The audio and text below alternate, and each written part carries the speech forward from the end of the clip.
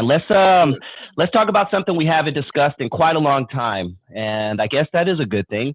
We haven't talked about Chicago. It seemed like every other week back in the 2021, 22, even 23, we were talking about just the weekends in Chicago just being crazy. Well, unfortunately, it looks like the sun's come out, the ice is melted, and the niggas are acting up again. But Chicago had its deadliest weekend, 32 shot and 7 killed in Chicago, and it just so happened to be on Easter weekend, man. Like, come on, dog. It couldn't be like a random. It had to be on Easter weekend. But it looks like it's starting up again, man. What say you, Lonzo? I'm finna sound a conspiracy theorist right now. My buddy was talking about that the other day, man. Chicago is in Illinois. It's a city in Illinois. Illinois is mostly farm town, next to a bunch of other non-melanated parts of the country. It just seems to me that's an awful lot of melanation deaths in a small area that's surrounded by so much non-melanated energy. I'm gonna put it like that. It just seems to me that's just really crazy, man. Because even in some cities like New York, it's illegal to have a gun, but you can drive down to Georgia in a couple of hours and buy guns.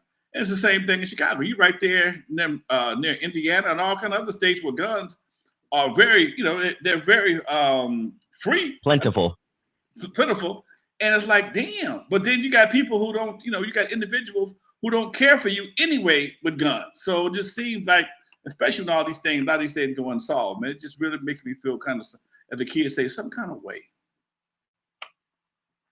I'm starting to think that myself.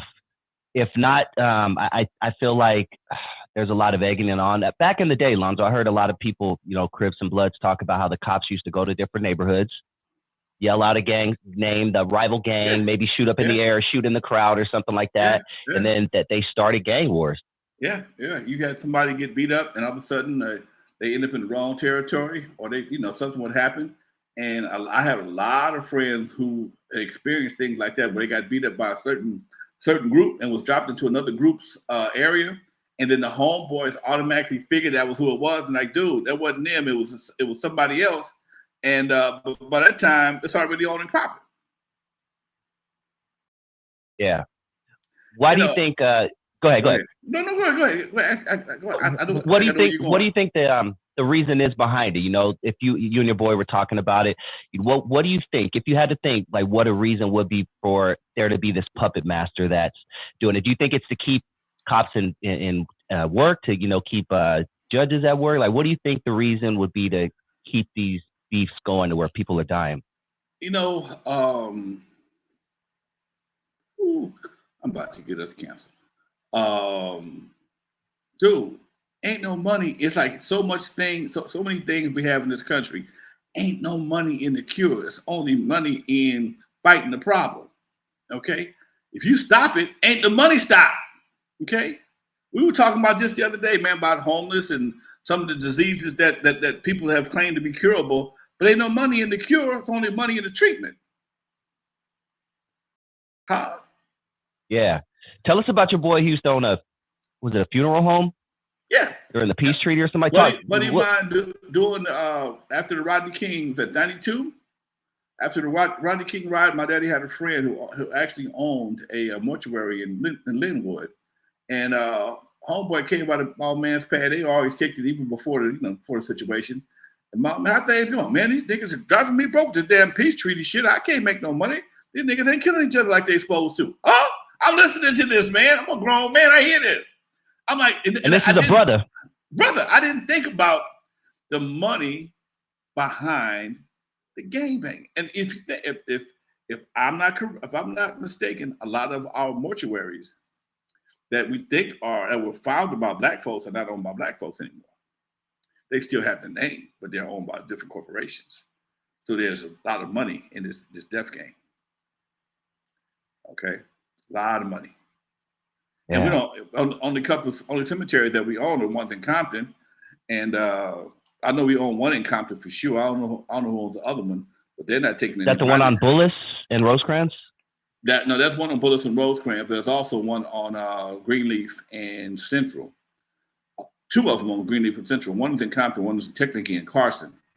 and they haven't taken any new bodies in, any new bodies in quite some time. But still, the mortuary, a couple of mortuaries in Compton, that's their business. It's to put people away, and gang wars feed that business, dude. I tell you something else. When I had the club, I wouldn't book certain repasses. I booked a lot of repasses are good business. They're in the afternoon. Usually they take about 3 or 4 hours. Your biggest thing is somebody got to be there to let them in over a period of time, because nobody brings all the food. Nobody brings all the stuff at one time. Auntie so-and-so bring the chicken. Somebody else bring the potato salad. But I just had to learn the hard way. I couldn't book every repass.